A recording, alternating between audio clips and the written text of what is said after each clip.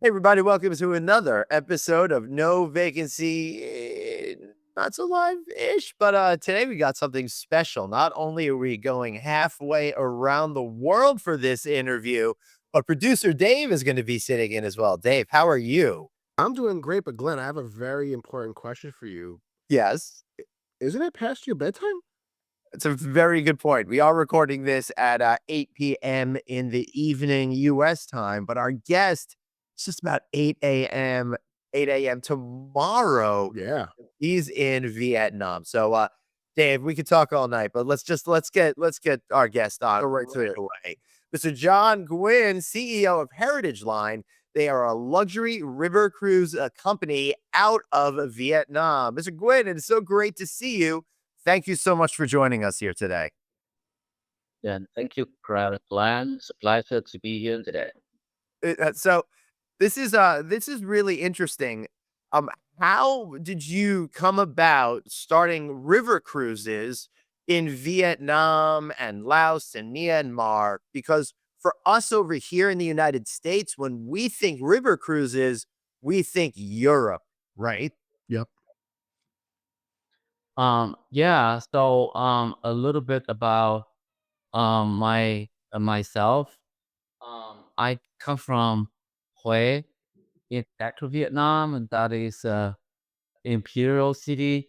Mhm. Uh, so where I grew up, there's a beautiful river running through the city called Perfect River. So I grew up alongside of the river. So a lot of my childhood was with the river. So I had a lot of memories with that river. So that had a really a great impact on my life later on. And yeah, with the way a lot of history, culture, heritage from the Nguyen Dynasty and the French at Indochine time. So that's how I created Heritage Light. Uh, So, yeah. no, no, Also, go ahead. yeah. Yeah, my background is a little bit I've been in luxury travel for the last 30 years. So alongside with Heritage Light that I created in 2006. Uh, Prior to that, in 1999, I started a destination management company called Trails Ibigo China, and we were the first in Southeast Asia to develop a luxury personalized travel. So that's my background. Wow. Okay. So, how does one go about? We've talked on this show a lot about development hotels and developing real estate and fixed land assets. How does one go about starting a cruise line in general and then a river cruise line at that? Yeah, I think as I briefly told you, um, my background had nothing to do with the river cruise. I didn't know how to build a boat, right? Right. Uh, Coming from, the memories that I would like to share, our culture, history, and the heritage.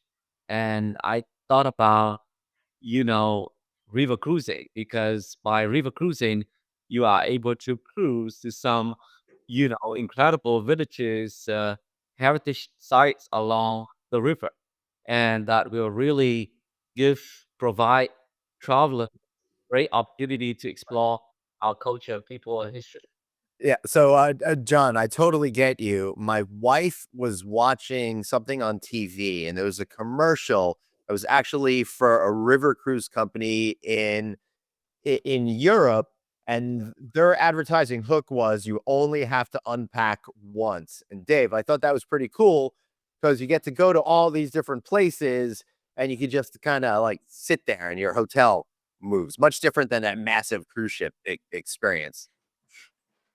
Yeah, it seems like, have never done a river cruise, certainly heard many things about them, and that's what seems to be very cool about them is you really get to that local detail, right? The bigger cruise lines, you kind of have the same major ports across probably, well, certainly the US and I'm sure the world, but really on the river cruises, you can get into a lot of local environment, really get into a lot of local culture. John, would that sound about right? Yeah, that's very true, because yes, getting on a cruise or getting on a small river cruise, again, that you just, you don't could pack and unpack, but then you are moving. And being on a small ship, you are able to cruise to some really exotic and remote, areas, villages. So you explore a lot of places that you cannot do over land. So, how did you how did you create the opportunity to get an investment in your first boat? And then how did you get people to know it existed, particularly travelers from all over the world? So, my guess my question is, how did you go about building this organization or your company?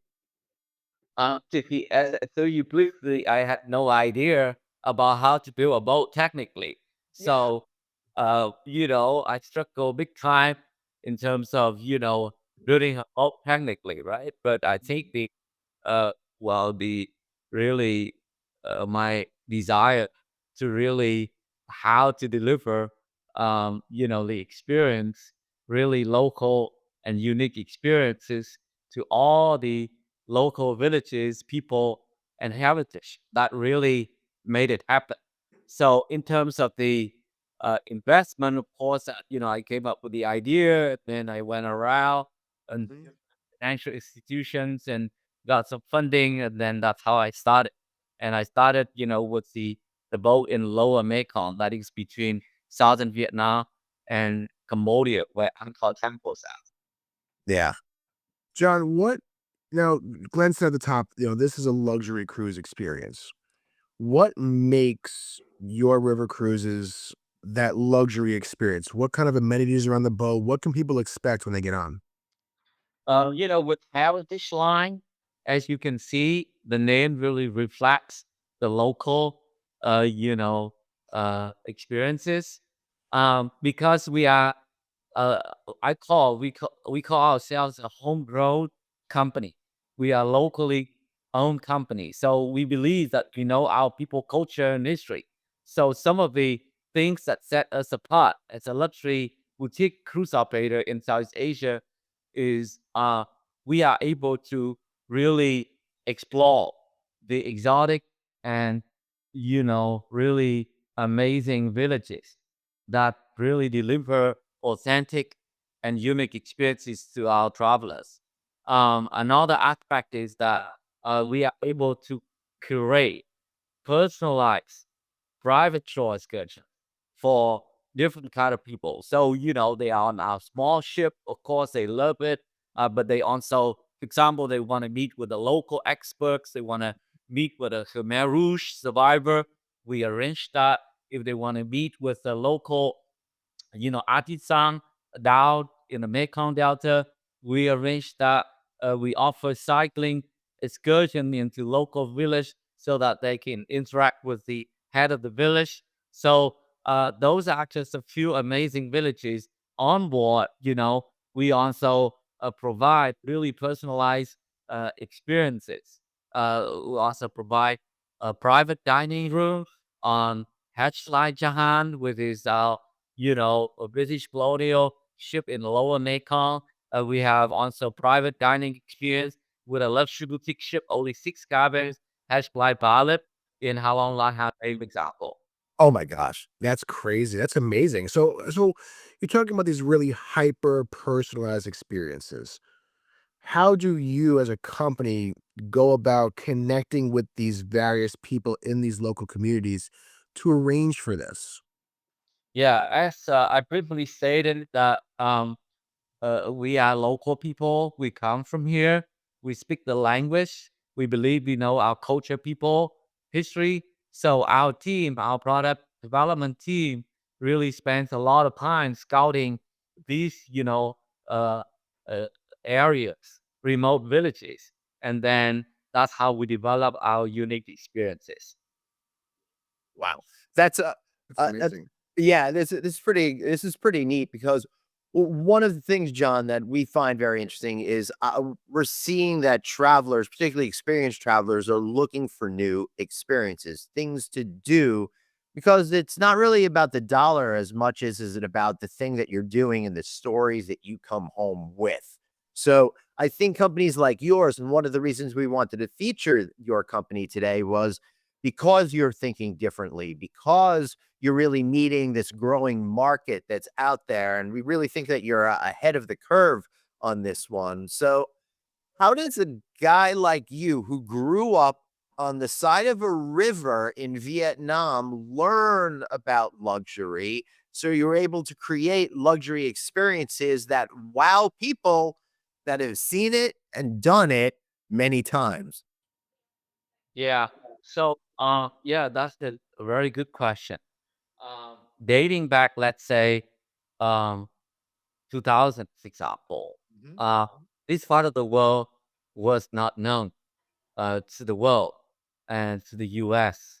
Um, when I first went to the States and talked to travel advisors, well, this part of the world was definitely not known.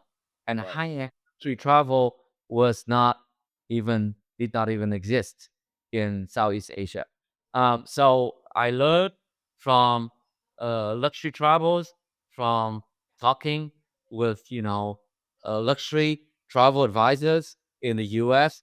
I got an opportunity to be associated with some luxury travel networks in the States in those days. For example, Virtuosos, I got a chance to meet Matthew Upchurch, the CEO of Virtuoso, for example. Then I also got a chance to meet with CEO founder of Signature Travel Network at those days was called Leisure Travel Network, Michelle Morgan. All right, I luxury travels, from those people and their members. So I came home, and then yeah, that's how I started, and that's how I had a vision about starting a luxury travel company, and later on with Hatchet Line. So whatever we develop over the years will build around the luxury, experiences, and they can be, on the hardware side, but also on the, experience side. This story, from how I'm understanding about it, it's really, I know, John, you're in Vietnam and you brought this up in Vietnam, but it is really the stereotypical American dream type of story, if I'm not mistaken, because you Yeah. basically, you took your environment growing up in and you created a thriving business out of that, one that's creating unique experiences that probably not too many people really know about. So, how do you go about getting, we look at in the US, we have all these big cruise lines and they're going bigger and bigger and bigger and bigger in terms of the size and scale of their boats. And you mentioned, your size and scale of your boats is smaller because it's a river cruise. You can't have those big behemoths on a river. You're getting into these smaller ports. How do you get that message out, not just to us in the USA, but across the world to say, hey, you may not have known about the Southeast Asian tourism market, but not only should you come here, but you should come here with me. How do you do that? A couple of things I would like to share. Yes, I please. think all that, as you can see, with Healthline, that our ships ranges from 6 cabins to the largest size, uh, which is 27 cabins. So we That's really proud. huge. Yeah, very proud of being small. Real Yeah, proud. amazing. Too. And we max, and really our mission is to build small ships, and then also our mission is to really pioneer in some of the exotic destinations. So how to really uh, convey this to the market, particularly, there's so many bigger cruise ships, right? I mean, yeah, I mean, we are very small, unlike the mega ships. I think, well, the cruise market, people today, cruise segment continues to grow, and then well-traveled cruise passengers, I believe there's a good segment they're looking out for boutique ship. And then, we really targeting that audience, and we really through the high-end travel networks. I mentioned Virtuoso, Signature Travel Network, and so forth. Uh, yeah, we really uh, uh, spreading and marketing our products through those networks and travel advisors of those networks. And, the people that go on these huge cruise ships find, hey, they may like cruising, but then they wanna go to have a more intimate experience. In fact, the cruise market's been growing and growing and growing here, since ships started sailing again post-pandemic here in the United States and beyond.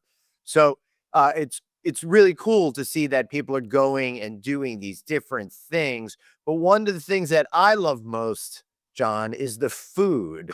So what is the mix between stuff that you're doing for guests on board and then the authentic local experiences with these towns that you've been telling us that you partnered with? Yeah, I mean, this part of the world, part of the culture is the culinary, right? I think, yeah, this part of the world, is called Indochine, right? Used to be French colony. So what I'm saying is that we are having uh, the culinary, that is kind of uh, you know, fusion between, you know, Vietnamese, French, Cambodian, French, Laotian French. So we have kind of a really interesting uh, cuisine in our part of the world. So, part of sharing the unique experiences in Lower Mekong, for example, if you look at our fleet, you see one of our ships, Heritage Line Java. Uh, that's the ship in Lower Mekong that we built an open kitchen. So people, guests who travel with fashion like environment, they are given an opportunity to really enjoy the cuisine, the live cooking on this ship. Together with that, we offered really hands-on, immersive experiences when they go. Mekong Delta is known for agricultural river life, a lot of food activities, floating market, the pancake, the open market. So people have an opportunity to be hands-on, to do those things on Hashtag Java on board and offshore. In Halong Bay, northern Vietnam, Hashtag Ginger. Similarly, we offer an open kitchen on Hashtag Ginger, and Hashtag Ginger offers culinary experience, and that is a great variety of the food from Right. northern to central Vietnam. Yeah. Dave, I'm getting hungry. Yeah, I know that too, because I haven't had dinner yet. But you mentioned all these amazing things, right? And again, we talk about the traditional US cruise lines that we know, Glenn. And they're doing, maybe a day or two at sea. They're at a port for a day or two. They're going to the next port. John, what is a typical itinerary on a river cruise? Are you hitting multiple ports in a day? How long are you staying in a certain location? What does that generally look like? The general itinerary depends on the destination because we offer, Upper Mekong, that is between northern Thailand, and the local bank, which is a UNESCO site in Laos that's considered hidden gem, or is a lower Mekong destination between southern Vietnam, My Tho, that is the mouth of the Mekong River, to Angkor Wat, for example. So every day we stop at a port, and then from there he offer a couple of excursions into that little town.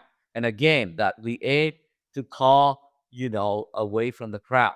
Upper Mekong, our H-Line Anuvong, for example, only 10 cabins. And the beauty about Upper Mekong is that it's still very, very exotic. For example, when I cruise, and stop by at a random village. They don't have any electricity, water, for example. For while local people there, they saw the foreigners for the first time. It was that Wild. Yeah. to That's crazy. praise the foreigners, and so when we invited them on board when they first saw the electricity, They did the passage ceremony, which is the blessing ceremony for our guests on board. But they just stayed. They didn't want to leave because it was the first time to see the electricity, for example. Right. There are so many sandbanks, a really beautiful sandbanks along the upper Mekong. And then we just stopped at a random sandbank in order to offer a barbecue. Yeah, so we have the whole sandbank for on our own. So people really enjoy, that kind of experience. Yeah. Wow. I don't even know what to say to that. Could you imagine, Glenn, traveling overseas to Southeast Asia and getting this experience on a cruise where you're literally seeing and experiencing locals experiencing electricity for the first time? And I really like what you said there, John, that you actually welcome them on board and you bring the local culture onto your boat, onto your experience, and it really creates that immersive experience I don't think you can get anywhere else. Glenn, you know of anything like that? No, I've never heard of, anything, like this, and I loved the depths of what you're going to, and these are the types of things that really differentiate you from the pack, right? John, here in the United States, we talk about experiences in the smallest of ways compared to this. You're offering moments that are really going to stay with people, forever, which is pretty interesting. Yeah. Yeah, would love to welcome you over here and experience some of the really exotic, destinations. Yeah. No, it is a dream of mine. I wanna see some of these places. It just sounds so amazing. I've only had a okay banh mi sandwich. I like to get a real one. Plus, what you're talking about is incredible. One of the coolest meals I ever had in my life was in Jamaica, where they just brought the fish right there. We were sitting on the street, they just grilled it right there. And that's the type of experience that you're talking about.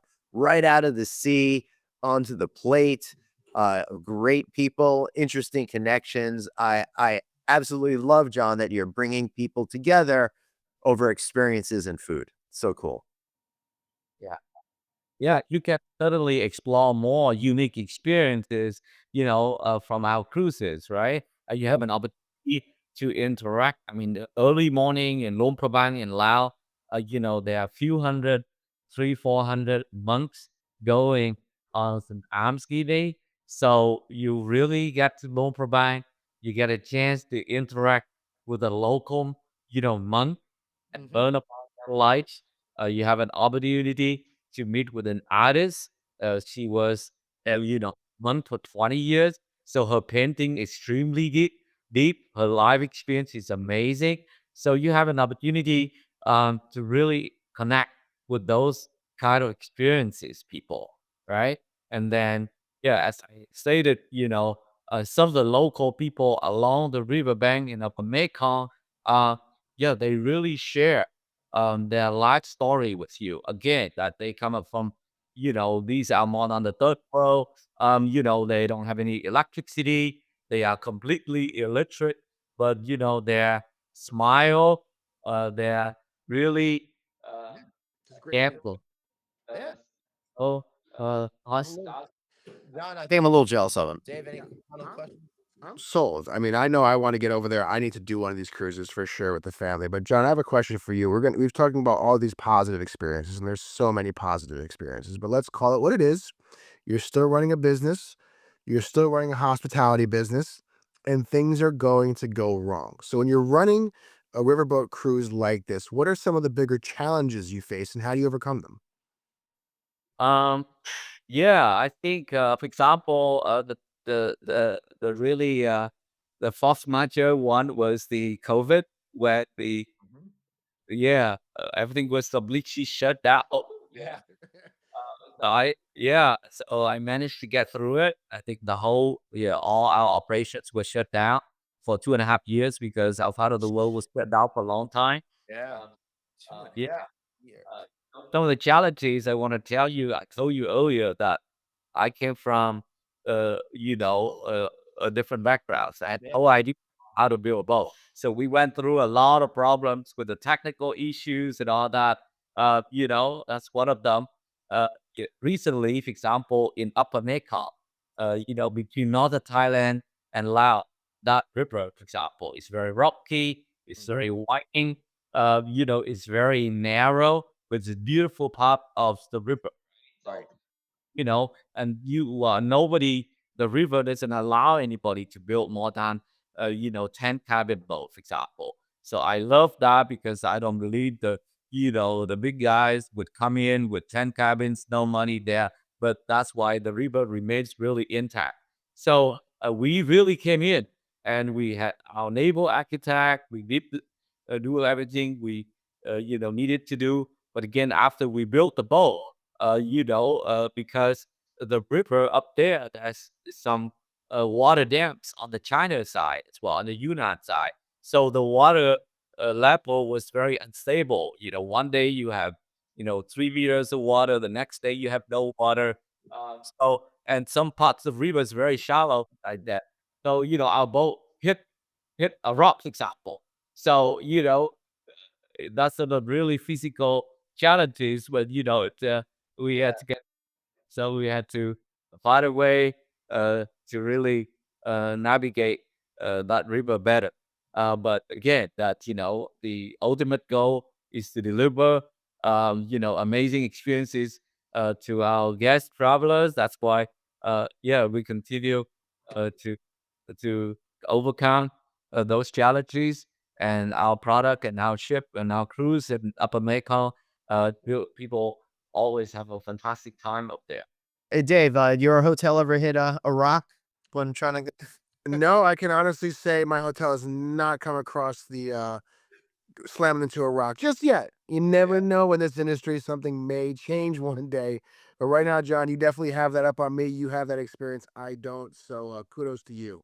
So, to learn more about Heritage Line Cruises, you want to go to heritage-line.com, heritage-line.com. John, it's been an absolute pleasure speaking with you today. Thank you so much for joining us. No, thank you. Awesome. Please hang out backstage for just a second while we wind up. I want to thank all of you guys for watching. Dave, that was pretty cool going across the world doing that. Yeah, that was an amazing interview. Like I said, I'm sold. I want to go there. I want to try it out. I think I've done a couple cruises on the bigger ships. Never done one of those kind of like intimate river cruises, but again, being able to get really in there to a local culture is something you can't get with these bigger lines. And you, like you said, like the experience of welcoming a community on board, seeing electricity for the first time, that's never leaving you. That's never going away, that experience. No. I'm jealous. I wanna do it. Let's go, Glenn. Hey, listen, that experience may not be going away, but this experience that we're having right now is going to be going away. But you're not going to want it to go away forever. So you're going to want to make sure that you watch, listen, follow us wherever you get your shows while you're there. So thanks everybody for being here. And remember, you've got one life, so blaze on. And Be kind to yourself. We still doing that? no, you have to make up your own thing, Dave. You got to do your own I thing. hear so infrequently, All right, there you go. So,